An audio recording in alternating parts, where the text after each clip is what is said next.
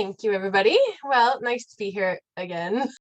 It feels like not very long ago since I did the last one, but this is really fun to do an interview with Charles, who I've known of for many years, but we didn't actually meet until last year at his Pastor's New exhibition. I always admired Charles's work because I could really see the influence of great artists like Munnings and other sporting artists that I admired, and I could see the work that had gone into his pictures to make them look so fluid and effortless. So very talented. I could also admire that he'd obviously taken the trouble to study the horse and the horse's anatomy, which is so important, I think, in sporting art. And I'm not his only admirer. He also had the now King, but the Prince of Wales, do the foreword for a previous catalogue, which I thought was a really nice note and sums Charles up very well. As patron of the Rare Breed Survival Trust, I could not be more delighted to welcome you to this exhibition of paintings by Charles Church, who I happen to think is a very remarkable young artist. How refreshing it is in the era in which we live to find a young artist portraying the rich diversity of our rural heritage with such a unique sensitivity and profound understanding of his subject matter. So it doesn't get better than that, Charles. So it's quite a thing to have. Yeah, that's very lucky. It's such an honor to have them appreciate what you're doing. How did that make you feel as a young artist to have that praise? Oh, well, no, it's amazing, really. I mean, I was bowled over really to have him write it. The exhibition had a lot of paintings of rare breeds in it, and that's sort of how it came about that he wrote the foreword. But yeah, and it was a huge honor. Probably 35, I think, at the time. But yeah, it's amazing honor to have. Yeah. And how did your career start? Do you come from an artistic family, or are you the black sheep of the? It's kind of artistic. My mother paints a little bit, and it's quite good. We're more of a musical family, actually. My father and my mother both very, very musical, and my brother. I play the piano very, very badly, but I'm probably the only sort of standout artist of the family that I know of that's sort of very much artistic. It's more musical, really. But I think how interesting. I always like Munnings and Delazzo, both very musical people as well, or love singing, love music. Yeah, I think. I wonder do they go hand in hand? Do you think? I think it does a little bit. Yeah, I'm sure it does. I think having a sensitivity to whether it's music or painting, it's a very similar thing, and I would say being an artist probably makes you a better musician as well, the other way around. So yeah, that's that left brain. Yeah, exactly. That's the thing. And when did you think that art might be a career for you? Did you always draw, or did it come to you later? Yeah, I was quite keen from fairly early age. I suppose from 8, 9, I was quite keen, but then weirdly sort of gave it up for O level, and I only did it for A level because what I wanted to do wouldn't go on the syllabus. So I had to. They said you can either do geography or art, and I thought, well, I'll do that.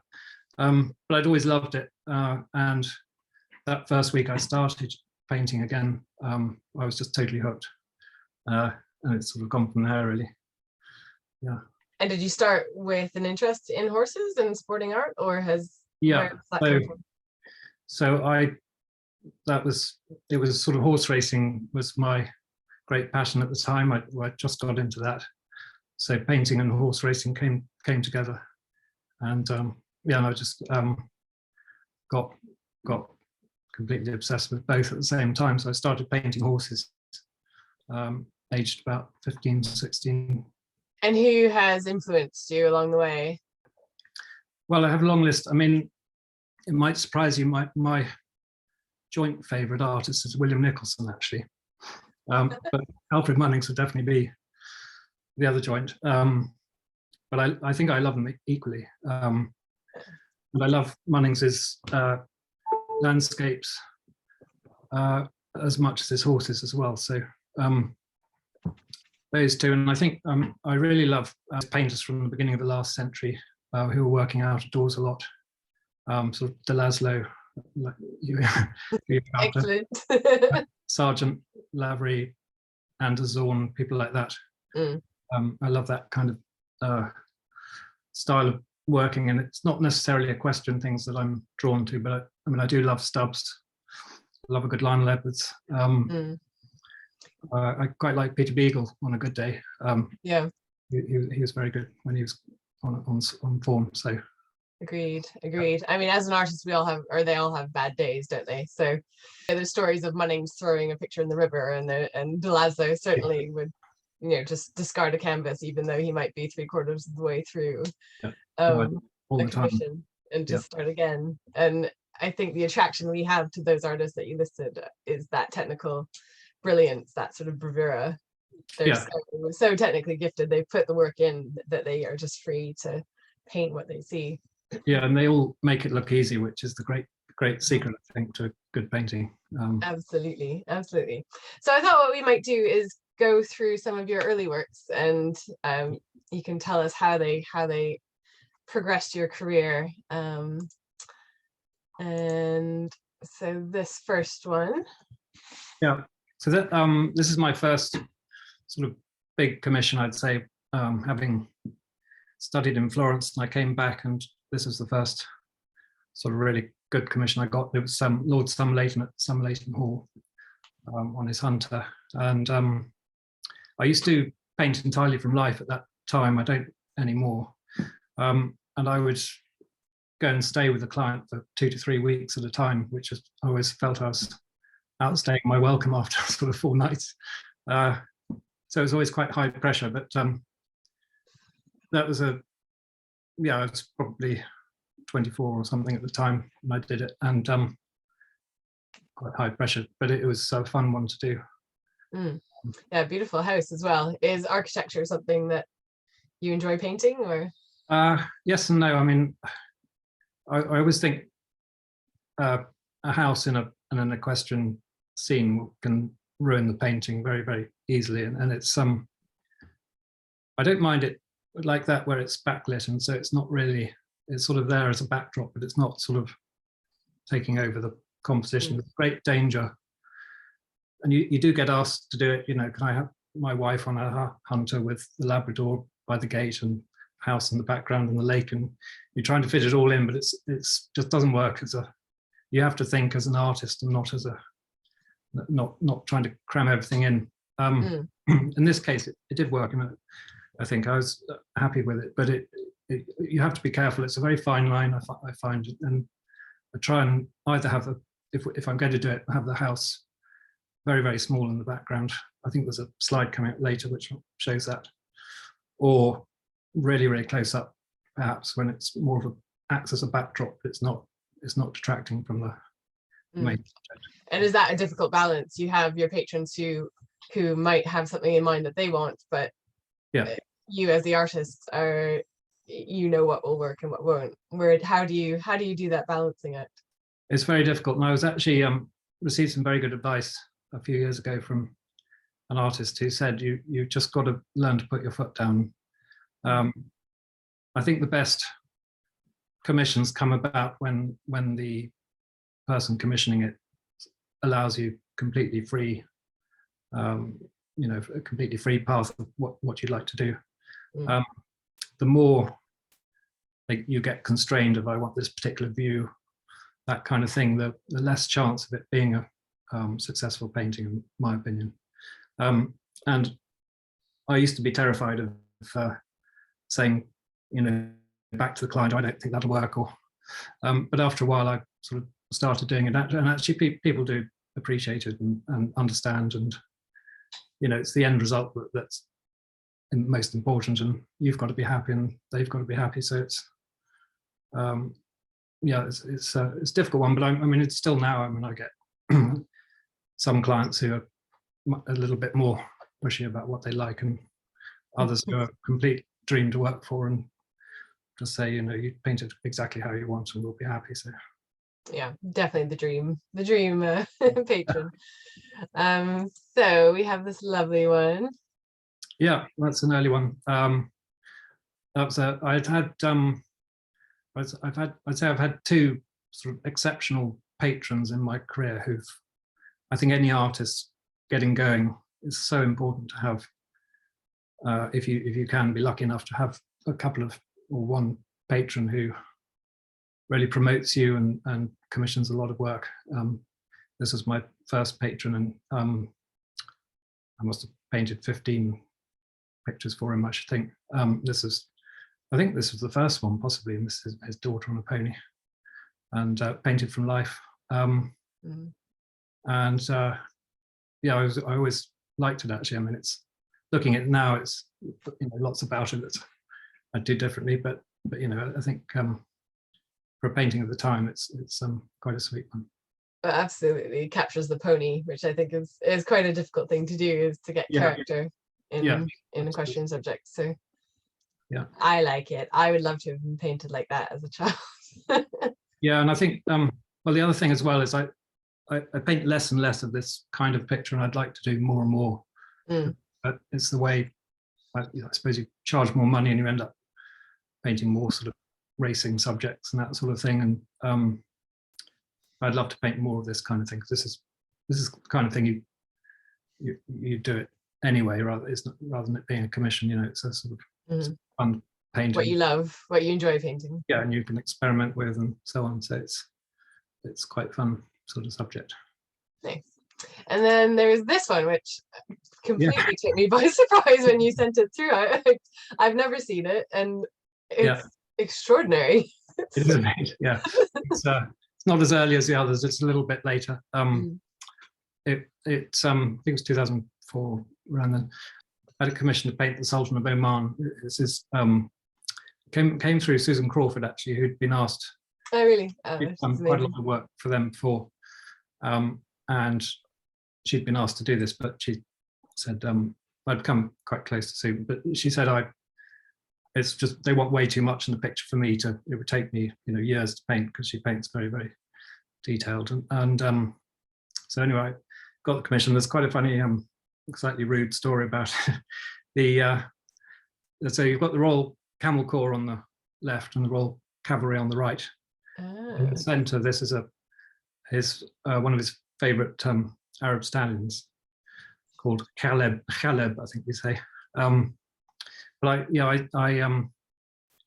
when I arrived, I went out for 2 weeks, had the most amazing time out there, and went to the Royal Stables on the first day, and they said, well, what would you like to see first? And I said, well, we'd better see this stallion first. That's sort of centerpiece of the picture. And so they said, well, come this evening and we'll have the horse to look at. And I got there was actually about 10 horses walking around a sort of parade ring. And I said, well, which one is his favorite? And they said, well, they're all his favorite. You can choose which one you'd like. So there was one that was doing that very Araby thing and sort of pawing at the ground, and lovely big crested neck, and he really stood out, this horse. So I said, well, could we have him, please? And they said, that's absolutely fine. Come tomorrow morning at 7 a.m. and we'll have him held for you. And we're also going to get the groom we're going to have a special dish dasher made, just like the Sultan's dish dasher, for the groom to wear. And so I turned up the next morning, and it was almost as though it was a completely different horse. He was fast asleep. He just, they change shape, horses. And I said, well, we need to get him looking sort of interested in crested neck. And there was a lot of discussion. But anyway, they after a while, it was decided they'd bring a mare in season to come out, just to sort of liven him up a bit. Dangerous. yeah. And I had said, well, make sure it's a couple of fields away, at least. But anyway, sort of remarkably quickly, this very beautiful grey mare was brought out, but it was about sort of 30 yards away. And this stallion got very, very excited. And I've been thinking of the best way to put it online, but basically the poor groom and his dish dasher got covered in horse semen from head to toe. So It's really sort of both embarrassing but very, very funny thing to happen. Brilliant. And how long did it take you to do this commission? It took quite a long time, I think. I mean, I think it's probably 5 or 6 months. Yeah, it was. Yeah. I was just sort of working it all out and so on. Took ages, and yeah, it's quite a complicated thing to paint, but a fun thing anyway. Very different. I haven't done anything like it since. It's Yeah. it's quite fun. I love painting camels. They're great. Yeah, you can see that you enjoyed painting them. They're really good. And where does this picture live now? I don't know. It was so it was presented. It was it's every 5 years they the sort of, I think it's called the Diwan, but the sort of basically the sort of nation give a gift to the Sultan every 5 years of his reign, and this was the 35th year of his accession to the throne, and it was given for that. So I imagine it's in a palace somewhere in Muscat. To be honest, I've never found out what happened to it in the end. No. Well, you have a good photograph, which is always important to Yeah. record everything you do. Good. So these, I think, were a pair of early racehorses you did. Yeah. These a little bit after that, and on the left is Zarkava, who won the Arc de Triomphe for the Aga Khan, and sorry, on the right, and on the left is Goldkova, who was a very, very good horse for the Wertheimer brothers. She won 13 Group 1 races. So yeah, they're there. And both the same age. Were they painted around the same time? Yeah, they were within a year of each other. I don't think they ever raced against each other. They can't have done, I don't think, because they were both unbeaten, I think. I'm trying to remember. But yeah, they're around about the same time. I just started to get more racing commissions at around 2007, 2008. That's when I didn't, I purposely didn't paint racehorses or actively seek to paint them commissions until I really felt that I could sort of understood the conformation and so on. It took me a while, and there was an exhibition at the Tryon Gallery in 2007. I think it was called Best of Equestrian British Art or something like that. And I decided to paint 3 of John Magnia's stallions to put in the show. They were the best stallions. And I went over, and they're very obliging over there. And they said, of course, you come and paint tonight. So I painted Sadler's Wells, Monsieur, and High Chaparral. And to cut a long story short, he bought all 3 of those paintings, and then also commissioned 2 other paintings, one of Hurricane Run, another Arc winner, and George Washington is a Guineas winner at the time. And it sort of snowballed from there, because once he had paintings of mine, quite a few other people sort of were more interested suddenly in, and within the racing world anyway, it's such a small world. People chat together and so on, and I picked up a lot of work very quickly. Over 2 or 3 years, I was suddenly very, very busy. Well, he's certainly someone to admire, John Magnier, for his taste in art, both old and contemporary artists who he commissions. That was one of my first experiences in the art world. I was at Tate interning while they were trying to buy Oh My, or thinking about buying Oh My. But John Magnier got there, so we were very lucky to have it for the Reynolds exhibition there in 2005. Beautiful painting, and so nice to see it again at the National Portrait Gallery now. Yeah, I'm desperate to go and see it now. No, it's really, really stunning. But well done, John, for buying it. That took some vision, I think. Good. So this one, I love this one, but slightly unusual, as you were saying. Yes, well, all the trees being in leaf. Yeah, it's a local painting, and I can't actually remember. I was trying to remember why the trees were in leaf when we did it, but I think we must have either done it probably right at the very, very beginning of the season, or sort of almost autumn hunting time of year, perhaps. I can't remember, but I think we're just keen to get on and do the painting. But it's one of those early portraits that I was really happy with, and a really wonderful client, again, great friends, and they're local to here actually, and you know, that's the kind of commission you love, because they're a lovely looking horse, a good looking guy, and top hat and tails. You don't get better really. It reminded me of the Munnings of the Prince of Wales. Oh right, yes, yeah, yeah, absolutely, yeah. No, it's yeah. These sort of paintings are a great thing to do, and could do them all day long. Yeah. Lovely. Yeah. This one, this is quite unusual as a double portrait. I just thought how romantic to be painted as a couple. Lovely. Yeah, it's nice, isn't it? I think it's quite a fun. It's always nice if you get something like this where you've got a group thing, and you then have to sort of think a little bit about how you're going to organize things and make it work. It makes a more interesting picture than just one person, I suppose. And again, it's a nice early one that I was very pleased with. Or earlier, say earlyish, perhaps I call it mid-career or something.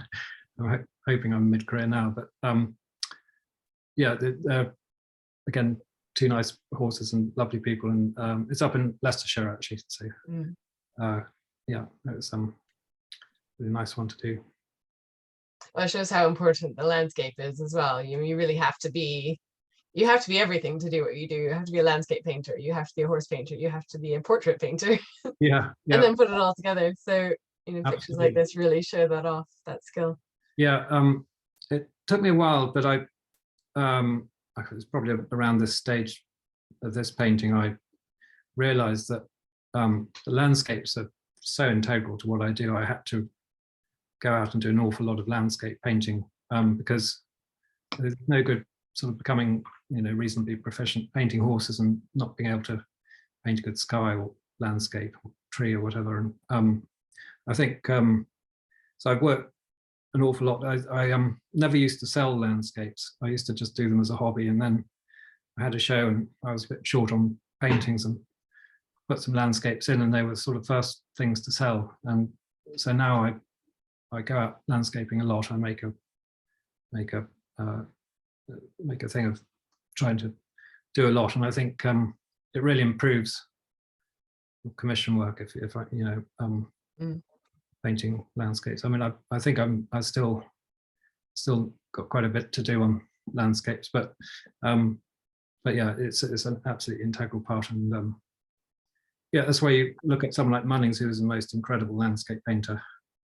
If he'd never painted a horse, he'd have been a very, very famous painter of landscapes or whatever. So yeah, it's really important. I think it's why sporting art is still so relevant today as well, because you're capturing landscape, which is always changing and being lost, and it's a very important part of our history, I think. Yeah, I mean, Lionel Edwards too, brilliant landscape painter. Yeah, it's yeah, really important. Yeah. And people like this are very connected to. We're all connected to our little part of the world, aren't we? And we have places that we know and love, and that's what makes you want to own pictures, I think, quite often, is when it shows a landscape that's close to you. Sure, yeah, no, definitely. Yeah. Not the best photograph of this painting, no, but still a lovely picture. It's just an early painting of mine that I always really liked, actually, and I must get a better photograph of it one day. It's not dissimilar to the last painting in composition, so it's a similar idea. But yeah, they're fun things to paint. These, I like I've said before, they do it all day long. I probably paint the trees and things a little bit better now, than I did back then. But it's still a really pleasing picture to look at, which is nice. There's a lot of the old paintings. I either look at them and think, oh my God, that's terrible, or actually more often than not look at them and think, actually that was better than I thought it was. So I think this is a very nice picture for when it was done. So do you ever finish a composition and think, oh, this is the best thing I've ever done? yeah, and then I know that it's going to be something really bad about it, because yeah, I find it, if I've had a day's painting and I've thought I haven't done very well, but I've worked incredibly hard, I've normally had a very good day's painting. If I finish a day and think, well, that all went amazingly well and really easily and so on, I know the next day I'll come in and made mistakes everywhere. It's such a hard thing working on your own. You've got no one there to sort of nudge you and say, you can go off on funny tangents if you're not concentrating, and equally with the light in the studio, on certain days you can come in the next day and the painting's all way too blue or way too orange or something because of the light, you didn't have the light quite right and that sort of thing. So it's a very subjective thing, and I normally, when I'm working on paintings, I at least a couple of times during the process I'll turn the painting to the wall for 2 to 3 weeks. And then when you turn it back, suddenly there's things you never ever have noticed otherwise that pop out, and you realize, oh, I need to change that, or it could be all kinds of things, but yeah, it's a very, very important thing to do. Yeah, a bit like writing an essay. I always think you need to have the time to just put it away for a little while and then go back to it, because there's always something that you've missed or absolutely, a new idea. Lovely. Yeah. So this was the exhibition where I met you in person for the first time. And it was a great evening, the opening down in St. James's. Yeah. And it was a great enthusiasm. It must have felt really good after COVID to see people again and to see such enthusiasm for what you're doing. Yeah, it's quite a strange time after COVID, and you worried that people were going to turn up and this sort of thing. And I'd had a friend who'd had a show a couple of weeks before me, and sales have been quite sticky, and it was quite a funny time since November last year, but no, it went really well. It was great. So that was very, very pleasing. Exhibitions are something I probably only do sort of 4 to 5 years, and I put them on myself, and they take an awful lot of work, but they're very rewarding, but just huge pressure and huge amount of work, really. So it's very satisfying if they go well, like that one did. So. And there were a lot of red dots, I noticed. Was it a sellout? Almost, yeah, almost. Yeah, I had a couple left, but no, I was really pleased, considering that the last few shows have sold out, and it's it takes a lot to sell a show out. It's yeah.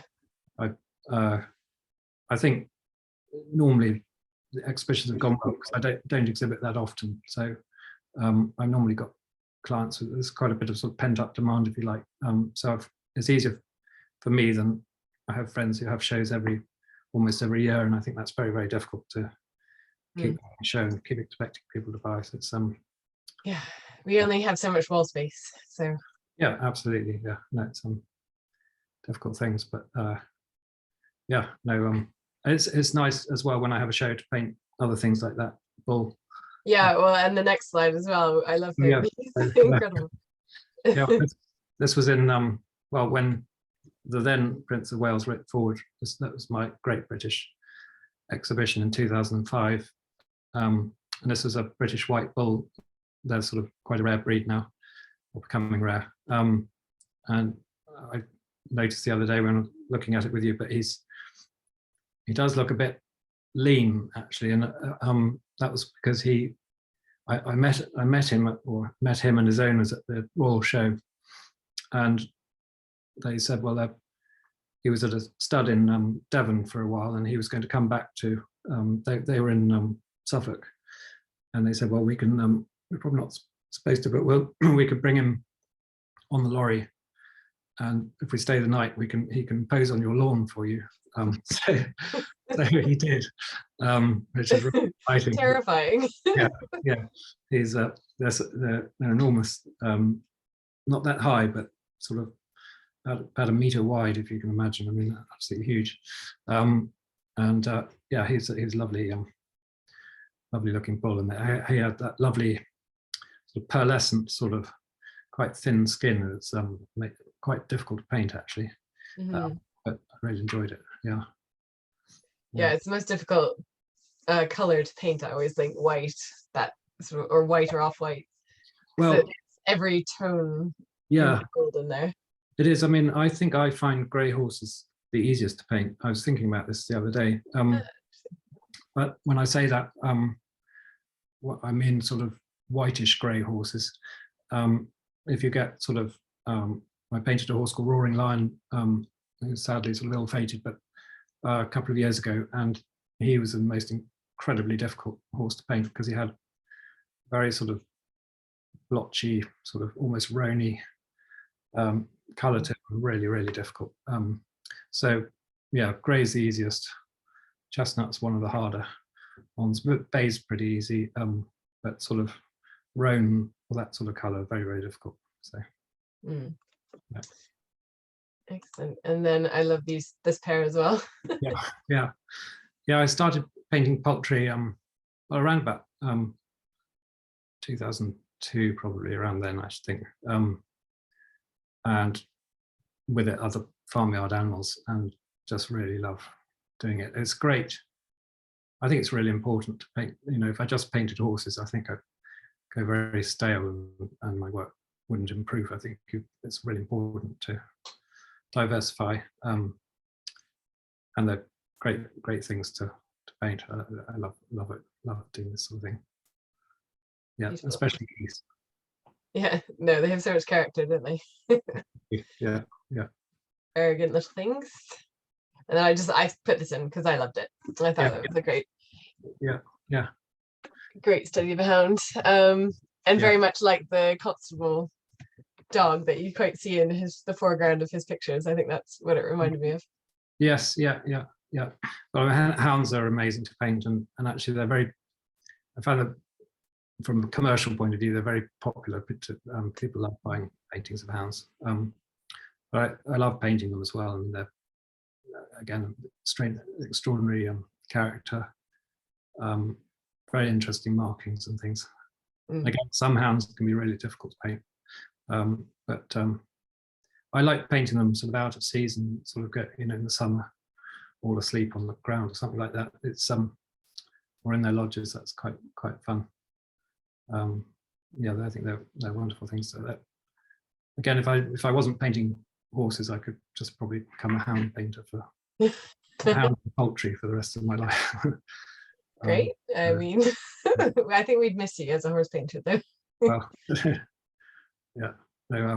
No, they're really entertaining to paint. Well, I'll always paint hounds and do more. I think. Yeah. Well, again, huge personalities. These hounds.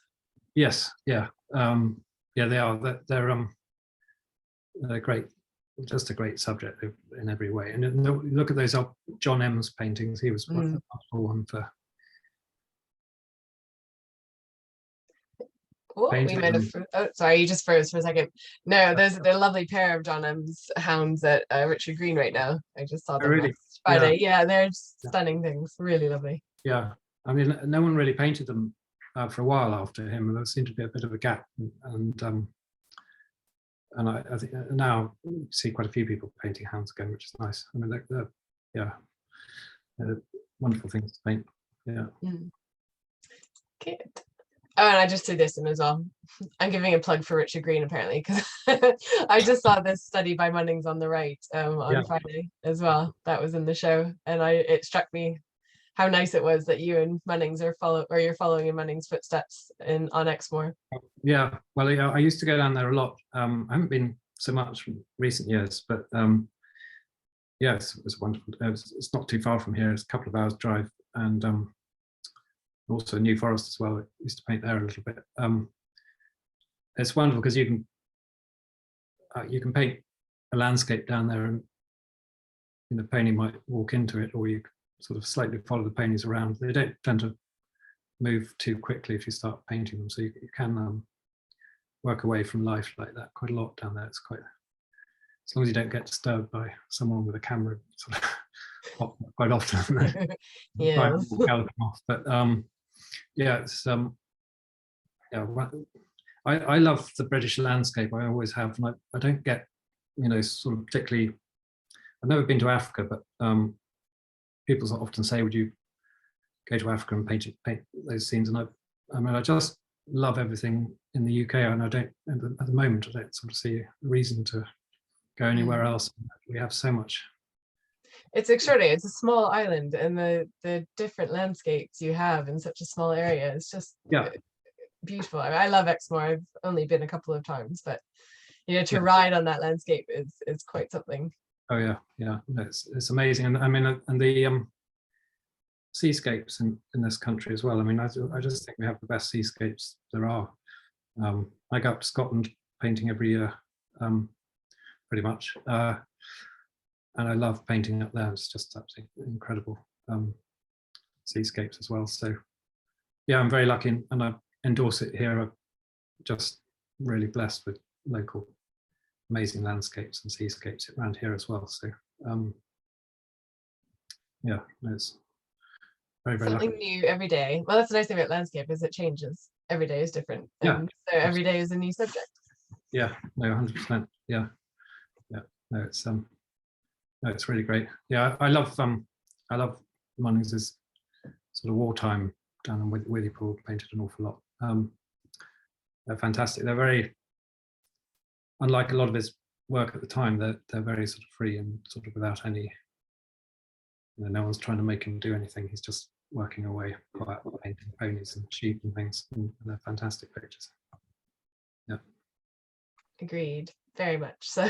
So I thought it'd be very interesting to talk about commissions and how they happen and how you work through them. And so as an example, I thought we'd use the John Holliday portrait that you recently did. It's now hanging at in Palace House at the National Horse Racing Museum, and it's part of a series of commissions that the British Sporting Art Trust is doing. So we have Marcus Hodge and Susie Whitcomb, Tanya Still are all doing works. So it's a really great way of combining contemporary sporting art with historic sporting art in one space, and it's interesting challenge to hang them together, but I think yours shows how well it works, and it was a pleasure to see. Yeah, no, yeah, it's well, to pinch myself to see it hung there. It's fantastic. Yeah. Also, it's huge. By far the biggest thing I've painted, and that in itself, an awful lot of challenges, which some which I hadn't even considered at the time. But I mean, it hardly fit. We had to bring it in a horse box because there was a bit of an issue with transport, and it just fit a 2-horse horse box. Just. Yeah, no, when I stretched the canvas here, I stretched it in the studio, and I went to bed and woke up in the middle of the night and suddenly almost having a heart attack. I suddenly thought I'm not going to be able to get it out of the door. Actually, it did fit just.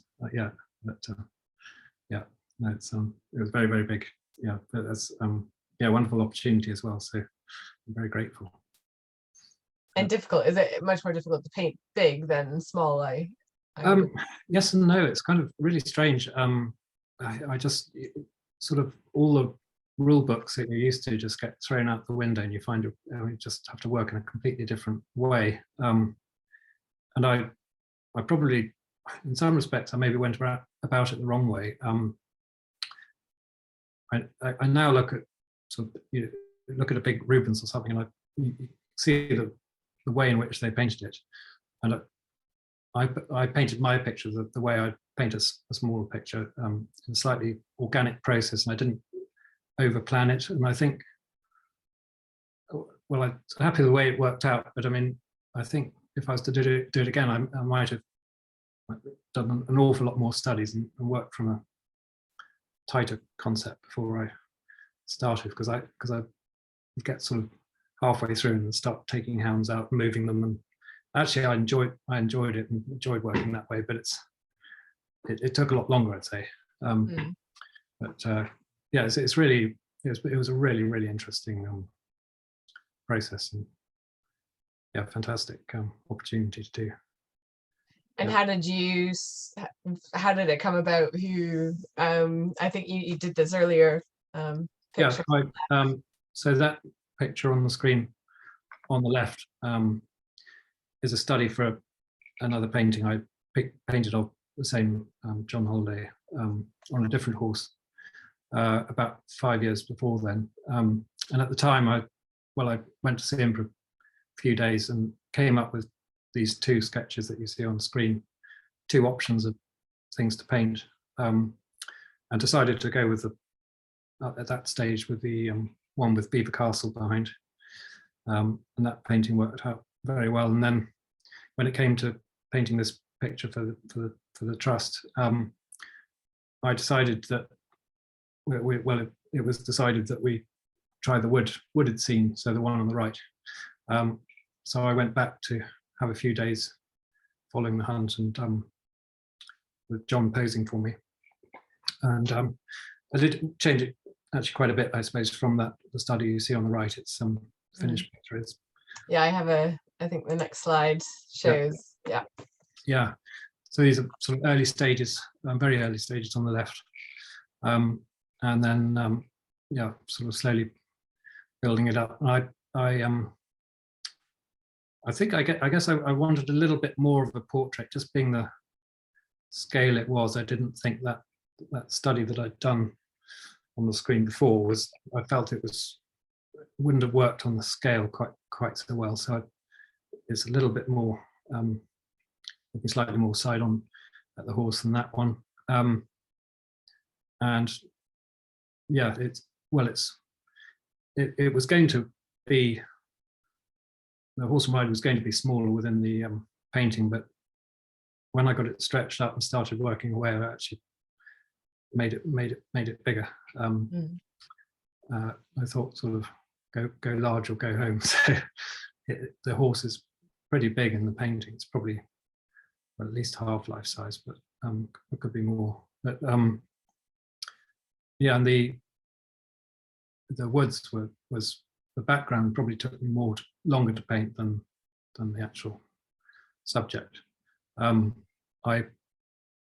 Because of the distance, it's up in Leicestershire, and I did some studies up in the Belvoir Woods, but I used Bryanston School Woods down near me because Bryanston was built about the same time as Belvoir Castle, so they have almost identical woods with lots of yew and beech trees.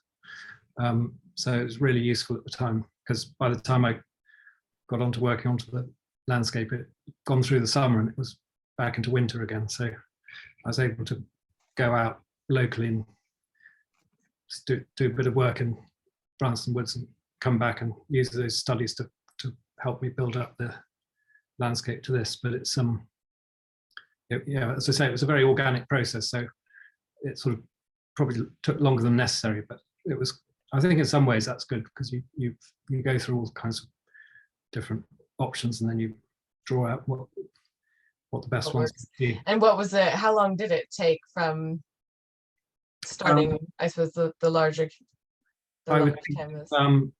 I think it was over a year to paint.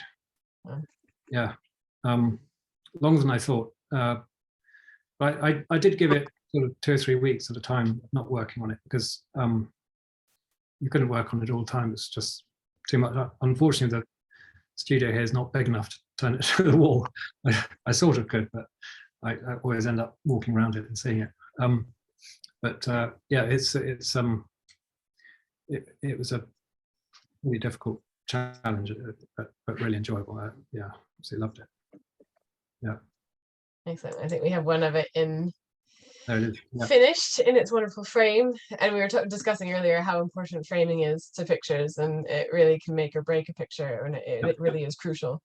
Yeah, got a wonderful frame of Philip Elliotson in Pusey, and he hand makes frames from scratch in the old way, and you can design your own frames there, which is pretty much what I do. I mean, I think that frame's a sort of moulding that he already made up, but other frames they make for me, quite a lot of them, you choose what detail you want. If it's a gilded frame, choose what detail you want on where and fiddle around with them. And it's it's so important. I years and years and years ago, I painted a painting very cheaply, but the client got it framed, and it was a sort of 2 foot wide painting of some mares and foals, and they got a sort of inch wide mahogany frame around it. It looked terrible. Yeah. I decided there and then I'm just never going to let anyone frame my paintings again. I think most people are grateful for you to provide the frame, because it's quite a hassle for people, and for a lot of people they don't know where to start looking for frames. And yeah, it's a shame to buy something that you really love, and if you choose the wrong frame, it kills it basically. Yeah, 100%. And I'll always give a client 2 or 3 choices of frame to choose from. I think that's important, because it's, at the end of the day, it's got to hang in their house and so on. They've got to like it. But quite often I'll say there's A, B, and C, but I strongly recommend A. But yeah, usually, it's so important. I'm big, really massive fan of framing my own pictures. So yeah. You're much nicer than Delazlo. He said you will have this frame. Really? Yeah. Yeah.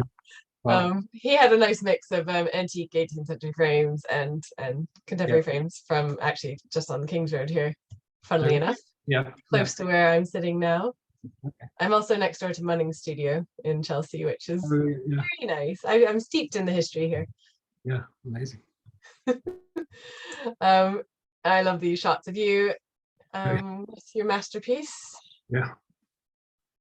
And it gives a nice idea of your studio as well, I think. Yeah. How many pictures are in there, and how many easels, and how it works. Yeah, I have is it 1, 2, 3 easels sort of permanently in here. This one behind me here is a nearly finished painting of Flightline that I'm working on. Who's an American horse who won the Breeders' Cup Classic. And that one is a horse called Olympiad, who was second in the Breeders' Cup Classic. But two great American horses. So have you been to America recently? Yeah, I was over in April, May time, I think it was. Yeah. And I'm going back in. I've been asked to be official artist of the Breeders' Cup next year, so I'm going to Belvoir in August to do some studies there, and then I've got another commission of some mares and foals to do in Kentucky and on the same trip. So I'm doing more and more in the States these days, which is really fun. I love working over there. There's a really strong appetite for sporting art and racing pictures there. Really much stronger than here, really, and they're just great enthusiasts.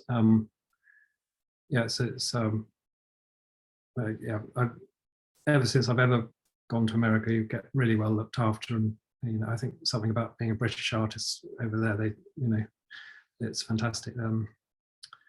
So yeah, wonderful place to go, and I've been very lucky. So I think typically I'll be out there once or twice a year from now on, probably, doing things. So it's great. Lovely.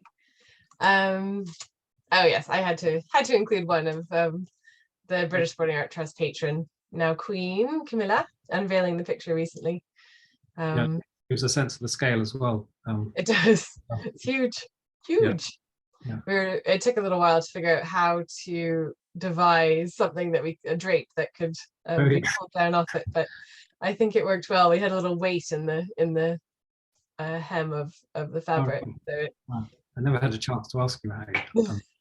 No, it stayed in place really well. I was very relieved.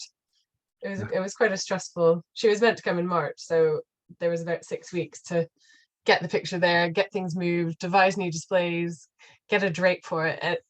It was cancelled in the end, but really thrilling that she was able to come back so soon. Well, yeah. No, I should say that your rehanging of the museum is absolutely fantastic. So it's really wonderful. Very kind. Yeah, it was really nice to go back because I was there in 2020 and it was COVID and I didn't really get to do very much. So to go back and get to rehang the Munnings and make them look as spectacular as they should do, it was a great pleasure. So nice to be able to share it with everyone as well on an occasion like this. Yeah, quite. Yeah. But it was really interesting how well your picture hangs with the room is full of stubs, basically.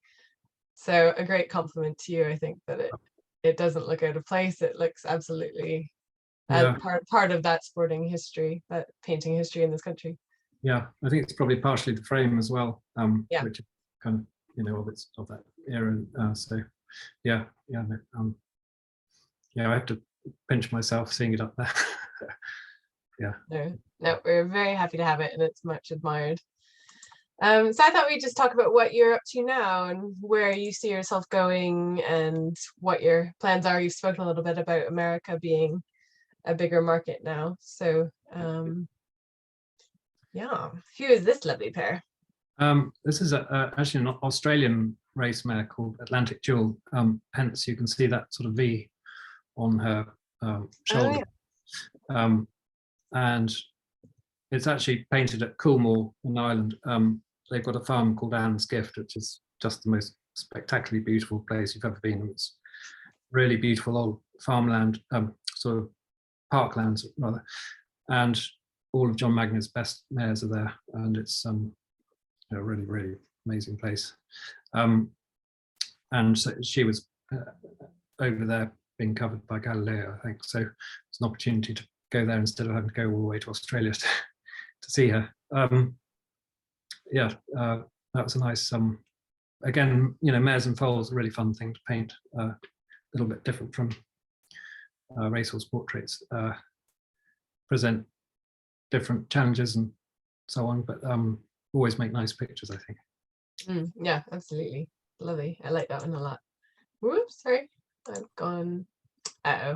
Sorry, this is where my technology fails me. There we go. Good. Back to the Johnny Bowden, I think, in his family. Yes, that's sort of fairly local to me as well as West Dorset family, and so they bottom left of the picture you can just see the house. So that's sort of how I like to paint a house in a picture if I can get away with it. But I mean that was a wonderful landscape, and the fun thing about this picture, so that his wife and one of the daughters didn't ride, it actually made it sort of more of an interesting picture actually. So having them walking alongside, it's a really fun picture to paint. The daughter at the back, she won the Groucho Derby last year, I think. So she's a very good rider. Yeah, you can absolutely see that. A very impressive bareback horse on the bit.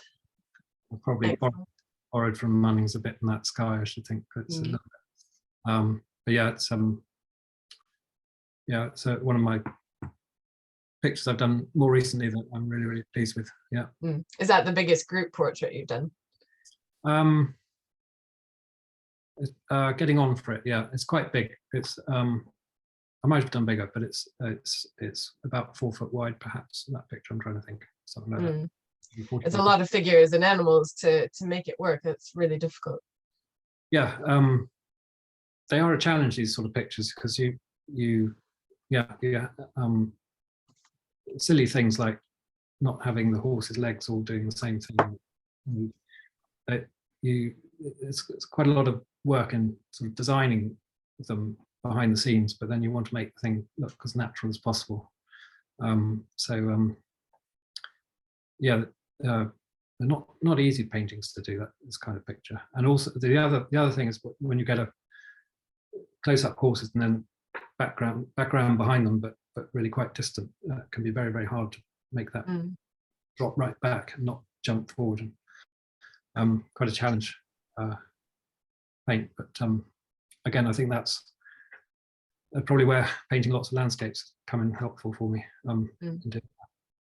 I've just noticed that we're almost an hour. So Right. Probably. There aren't too many left that we've chosen, but we should probably go on a little bit. It's a horse called Dunaden who won the Melbourne Cup, but he also won a big race at Longchamp, that is in Paris. Yeah, lovely old horse. Lovely. Oh, sorry. Okay, I wanted to go quickly, but not that quickly. Yeah. And the famous enable.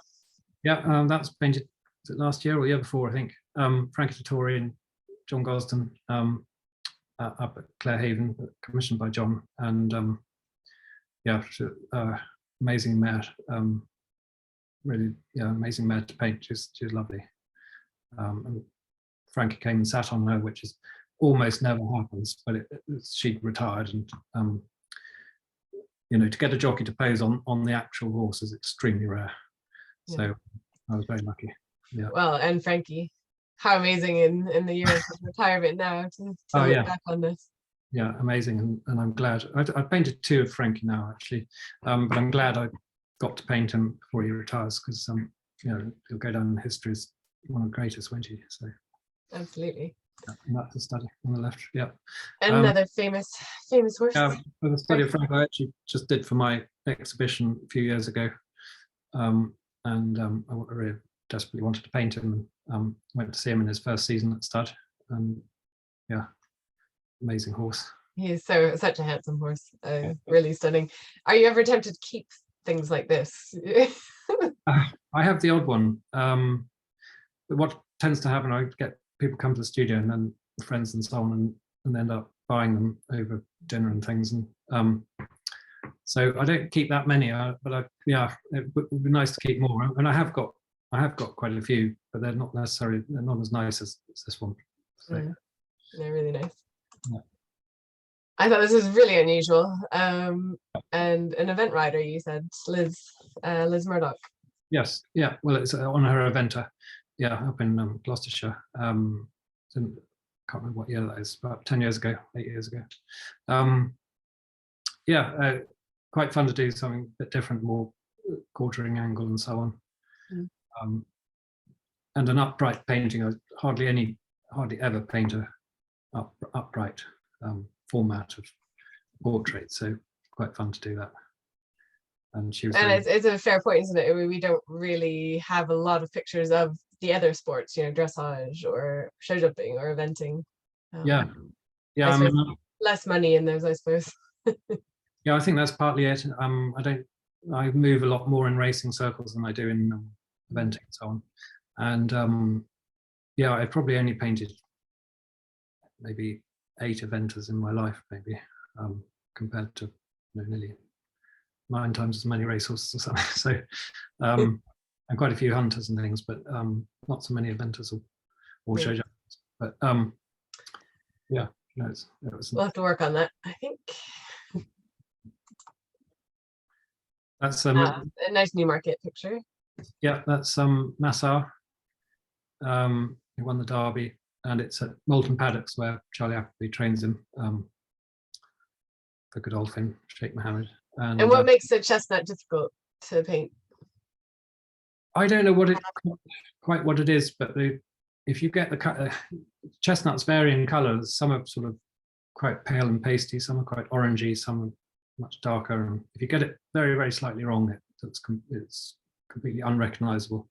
And yeah, I don't know what it is, because bays vary as well, but I couldn't tell you what it is, but I do find them very difficult. Yeah, they quite a lot of greens and things in the bottom of a chestnut, underneath, where the belly turns round, it's reflecting the ground underneath the green. And if you get it wrong, it just doesn't look right at all. So they're very hard things to paint. Very challenging. It's a nice one. Oops, sorry, I think I skipped over one. Again, I love the study, seeing the studies and then the finished picture. Yeah, that's a good example of it. So that's a sort of study I'd produce on the left as a sort of working out my composition, and also to show the client what to expect. And the finished painting on the right, that's some side glance. There's a good horse of Andrew Baldwin's. It's up at Kingsclear in Berkshire. Mm. Historic racing centre. Yeah. Yeah, absolutely. And I thought we'd finish on your lovely Ascot procession in honor of racing this week. Yeah. Yeah. Yeah, I got the opportunity to paint that in 2013, and yeah, it was really amazing. You know, for anyone to see the procession up close in the park, it's absolutely wonderful. Mm. And I went there for 2 days, and then to the Royal Mews and things for a bit. Yeah, it's wonderful. I think that painting is possibly still on loan at the museum. I'm not quite sure. Yeah, it's on display in the museum. I'm going to move it, I think, because I don't love where it is. I think it should come into Palace House and be part of the Yeah. bigger permanent displays. So yeah, no, on my to-do list. Great. Yeah, no, it's wonderful picture. Good. Well, thank you, Charles. That was really, really interesting. Sally Bills, do you have any questions? We haven't got any questions. I think I usually have loads, but I think you've covered everything within the talk. I could have listened to you all afternoon. It was wonderful. If anybody does have questions later on, please feel free to email them to me at the usual address, and I will forward them on to Charles if you would like me to. So please do that. That would be welcome. Thank you both very much. It was wonderful, absolutely wonderful. And please do visit Palace House, and you can see the picture on the screen, as Katherine said, and the main commission that Charles has done, which truly is spectacular. And as Katherine says, looks wonderful in the space in Palace House. So if you haven't seen it, you must make a visit and see the displays at Palace House. Thank you both. It was a nice, refreshing change for us, and we will probably use that format again. I think it worked very well. The next talk is on the 20th of July, and it is Ripley. He's a photographer, and he's been commissioned as part of the coronation year to do 20 works, 20, Katherine? 12. 12 works of the Household Cavalry, which are all within places in London related to the coronation. They are wonderful, and we seem to be going for the large at the moment. They are huge. I saw them for the first time last week, and they're very big, so it's going to be a challenge hanging them, but they're spectacular, and they've taken 5 years of intense work. I think photography gets short shrift sometimes, you know. Yeah, and he's truly works and manipulates the medium in a very interesting way. Definitely worth visiting. They're going to be on display between the 8th and the 30th of July. The next talk's on the 20th of July. You can sign up in the usual way. Also, I'll just call out that we've got the band of the Household Cavalry coming to Palace House on the evening of the 14th of July.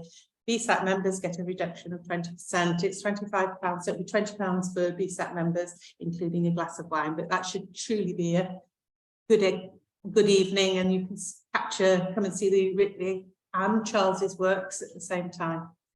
Okay, thank you very much. See you soon. Thank you.